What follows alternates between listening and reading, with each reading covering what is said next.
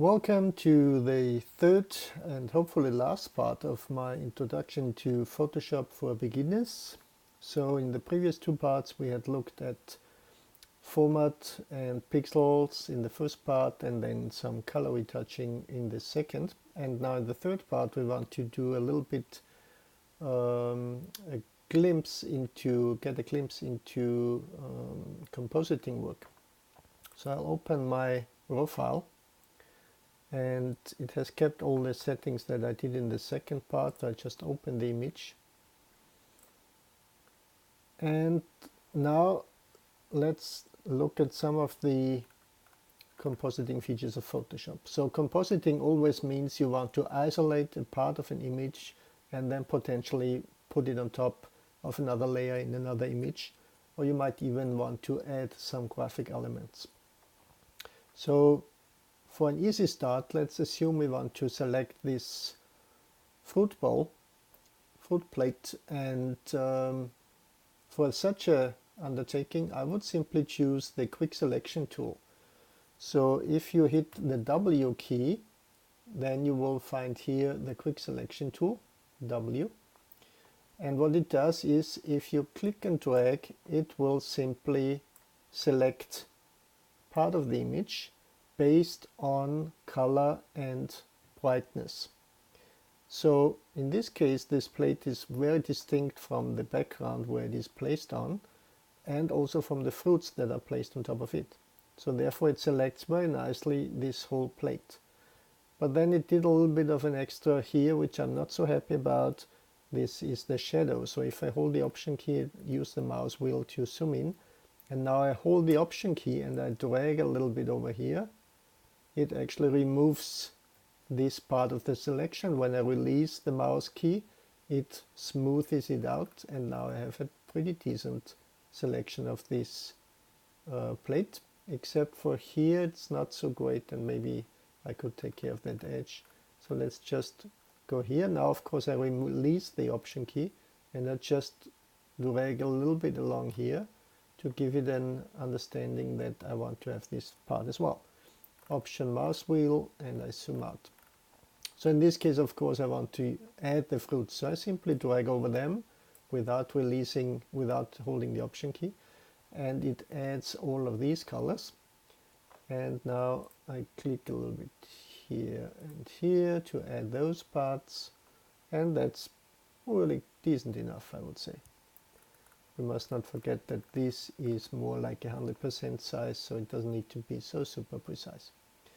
So now what we could do is we could simply hit Ctrl C on Windows, Command C on Mac, and copy, and then the same with V and paste, and you will have this on a new layer.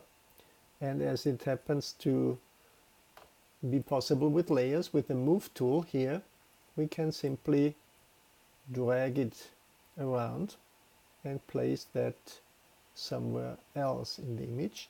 And you could also hit Command T or go to Edit Free Transform, which happens to be here, and you could then make it smaller or bigger. Be aware that unlike other programs, in Photoshop you don't hit the Shift key to make it stick to proportional scaling. You simply leave it like you drag without Shift key, and then you move it around. So this is of course not the most useful composition, because it's very obvious that this is fake. At the very least you would have to put some shadow underneath, but it's also unlikely that you find such a small kiwi. So good enough for that example, we get rid of it, but we could do the same thing here with this cup, and that might be a much more sensible way of retouch work. Now,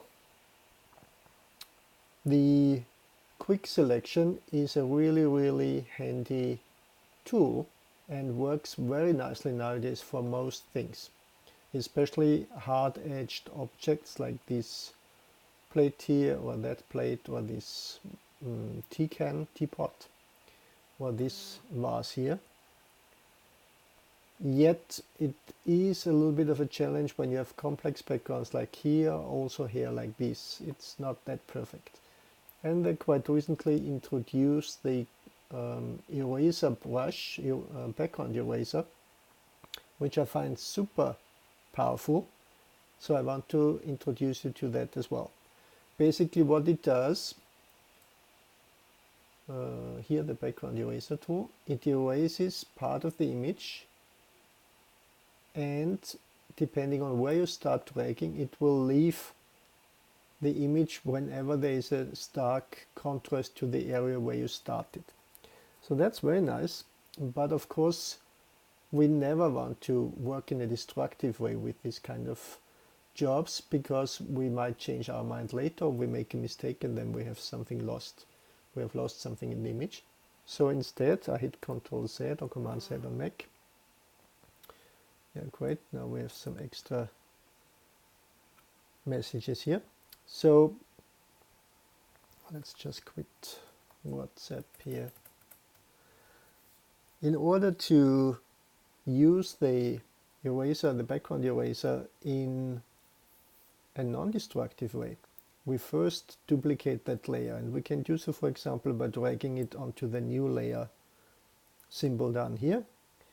And to give us a very clear indication of what we have erased of the image and what not, we put a plain color underneath between those two. So I go here, choose solid color, choose a very contrasty color. So in this case that could be, for example, a bright green, except for that part obviously, but anyway. And now if I hide this layer, you can see that we have a very stark green underneath, and therefore we will see very clearly what we erase of the image. So I go to this one. Make sure you have your background eraser tool, and make sure you have, I think it was this contiguous that you use in general. I'm not even sure in the moment.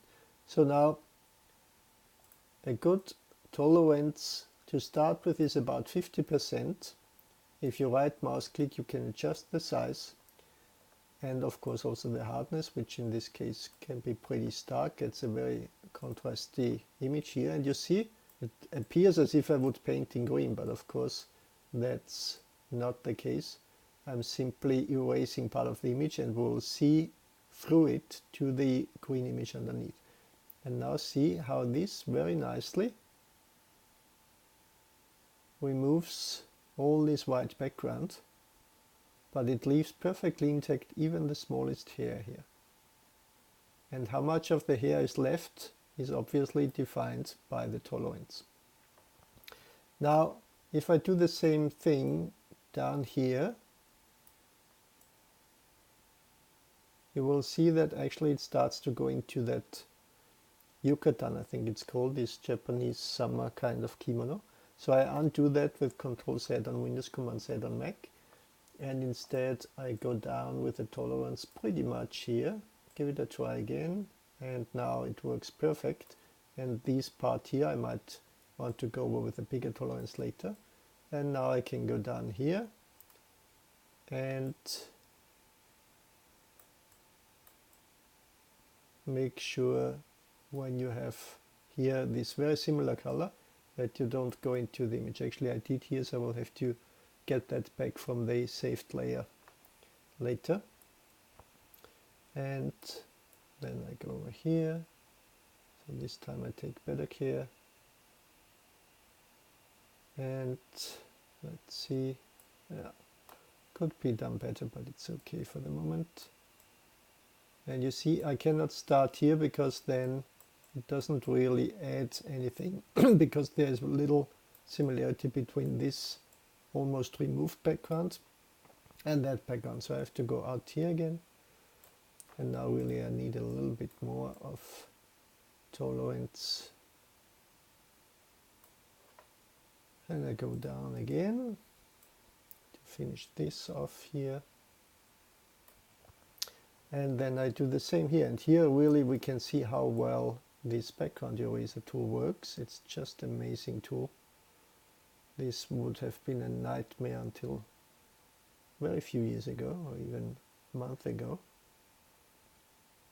And now it's just a piece of cake to isolate this bouquet, or whatever you call that in English. like so. And let's start over here again. Yeah, you'll notice that it'll go a little bit in here as well as here, but you will see we can fix that as we're working in a non-destructive way here. And again, I go up with the tolerance here. I go in here. Oops, that was too much. Just so. Okay, I think that's good enough. I zoom out and I will take care of the rest. Maybe I'll go a little bit in here just not to have so much work later. Actually, I can do it very rough and quick already here. I think what we could have done here is lower the spacing so we don't get all these extra space when going fast.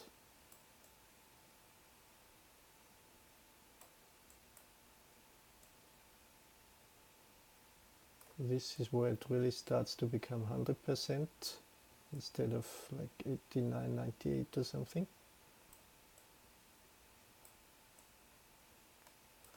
Okay, good enough. Rest we will fix in a moment. Okay. Good. So now you see we have isolated here very nicely from the background. And then we could of course replace this background with something that is a little bit more meaningful. For example, we could go here and place a new layer with a gradient on top.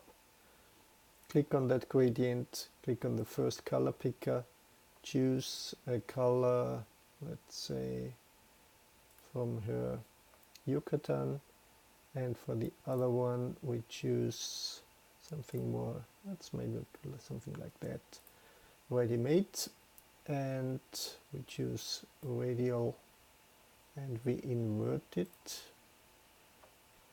and I think that's a little bit too much, so we go in here and make this a little bit less, same here.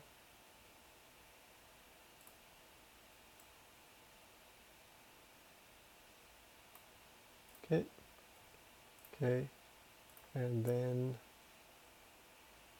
we remove the green because that obviously does not help. And now it looks quite nice, except that we still have all these patterns from the eraser, where we could have been a little bit slower and more careful. But now here comes the interesting thing. Why did we make this extra copy to begin with? If I hit the Command key or Control on Windows, click on this one, it will give me a selection based on the transparency in that image. And then I go to the background layer, and first I have to, actually just to be safe, I make another copy. And on this one now I create here a layer mask. And the layer mask will make everything, if I option click on it, it will show me this layer mask.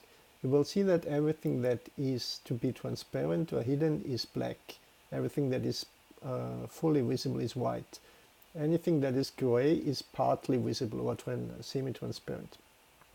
So what I can do now obviously is I can just use the W key to get the quick selection tool and then go over here, and with this little tolerance that I had, it's now selecting very nicely these dark areas of that mask. I can also go a little bit in here. And now I go up here to image, where is that actually? I only know the shortcuts, Command M to use the gradient. And now I make sure that the very dark areas are actually completely black. So like this. I think that's more than good enough. Let's be a little bit less dramatic here, because this we can just simply overpaint. and we don't want to get lose too much of the detail here, the fine gradients at the hair and things. So let's see how that works. Now I use the brush tool, switch to black, paint over these areas just to make this completely nice and black. Click back on this image, and I think this one we don't need anymore. Was there something there? Like that. So we move the background underneath. We don't need that one anymore. And now we have instead isolated the image with the layer mask. I hit Command T to get rid of the selection, and that already looks super sweet and nice. And as you can see, there is a little bit of fringe here, so you could now work on that mask to get rid of these little seams, but in general I think this is already an amazing result. And we can see here that there is still this fine hair, although it's now a little bit reduced because this is actually shining through from the background, I would think. You see we lost it here with this last transaction, so we might want it have been a little bit more careful here, but I think for a quick introduction that was already very helpful, I hope. And just go around and play with it yourself, and wish you fun.